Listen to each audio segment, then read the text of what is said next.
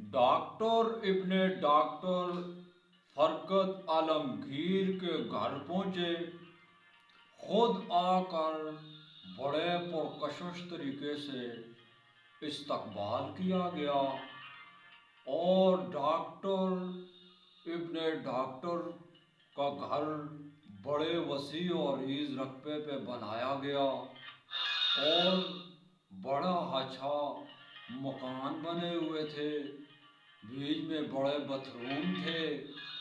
اور ہم نے ڈاکٹر ابن ڈاکٹر سے سوال کیا،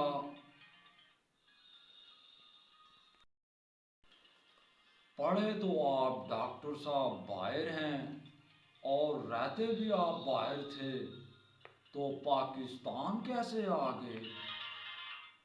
اور پھر فیملی کے ہمراہ ہم نے کھانا کھایا، کھانے میں لسی، گھی، مکھن اور قیمہ پالک سینڈوچ سے تواضع کی گئی۔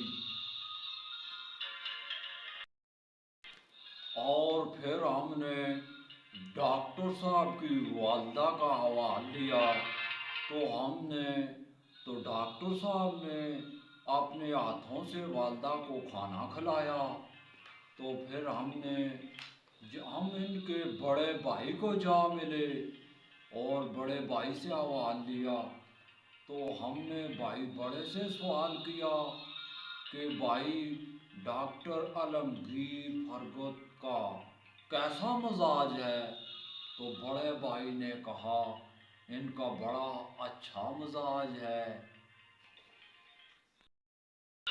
اور پھر ہم ڈاکٹر صاحب کی وائف کو جا ملے، تو ڈاکٹر صاحب کی وائف نے ہمارے لیے حلوہ اور پکوڑے بنائے ہوئے تھے۔ تو اتنے میں ڈاکٹر صاحب کے بیٹے آ گئے، پھر ہم نے ان سے حوالہ لیا، تو ان کے بڑے بیٹے سے پوچھا، تو بڑا بیٹا انسٹیٹیوٹ آف کارڈیالوجی میں انجینئرنگ کر رہا تھا۔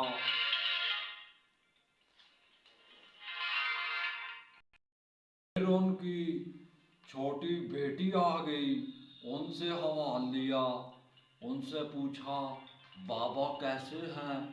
تو بیٹی نے کہا بابا ڈانٹتے ہیں۔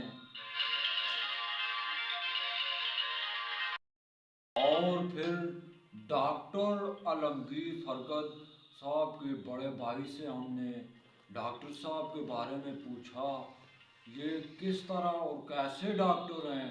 تو ڈاکٹر صاحب کے بارے میں ان کے بھائی نے بولا یہ ڈاکٹر پاکستان میں مانے پہچانے ہوئے ڈاکٹر ہیں۔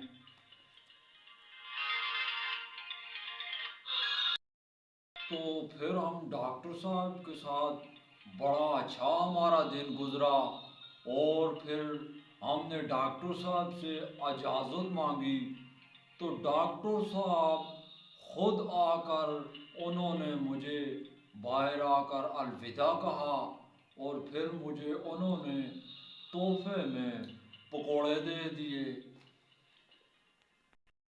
تو پھر ہم نے آگے کا سفر کیا اور ہم سندھ گورنر کامران ٹیسوری کے گھر چلے گئے، اور پھر وہاں جا کے ہم نے کامران ٹیسوری کے گھر گئے، انہوں نے بڑا استقبال کیا۔ تو ہم نے کامران ٹیسوری سے سوال کیا کہ آپ کو عمران خان مولا جٹ کیوں کہتے ہیں؟